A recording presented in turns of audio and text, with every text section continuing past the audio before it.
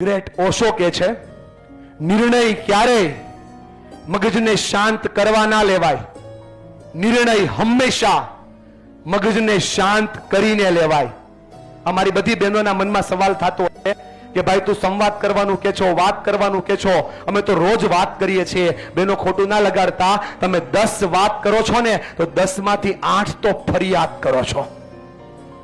ફરિયાદ કરવાથી પ્રોબ્લેમ થાય છે. 30 સેકન્ડ ખમો તો ખબર પડશે કે એકચ્યુઅલમાં નિર્ણય ક્યાં લેવાનો હતો. એક્ટ કરો, રિએક્ટ કરો, પ્રોએક્ટ કરો કે અલ્ટ્રાએક્ટ કરો. ખાલી 30 સેકન્ડનો ગેપ લો. સાહેબ 30 સેકન્ડનો ગેપ લીધો હોત તો આજે તમારી ઇજ્જત પરિવારમાં ટનાટન હોત.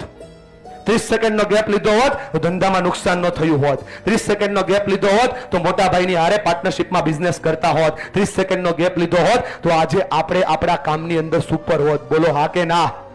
સાહેબ 30 સેકન્ડનો ગેપ લેતા નથી ને એટલે પ્રોબ્લેમ થાય છે. મારી વાતને પકડજો યાર. આ 30 સેકન્ડ લો, જીવનને બદલે છે. પ્રમુખ સ્વામી મહારાજ એવું કહેતા કે દુનિયાથી છુપાવી અને તમે કૂવાના અંદર જઈ અને તમે તમારો મળત્યાગ કરો. તમે બહાર ન આવો ને એ પહેલા તમારો મળત્યાગ બહાર આવે. આ દુનિયાનો સિદ્ધાંત છે સાહેબ. અને એટલા માટે 30 સેકન્ડ ખમો તો સામેવાળાની ઓકાત અને હેસિયત બે બહાર આવી જાય એટલે ખમવાનું કહું છું સાહેબ. આપણા પરિવારનું રિમોટ કોઈના હાથમાં દેવાનું નહીં.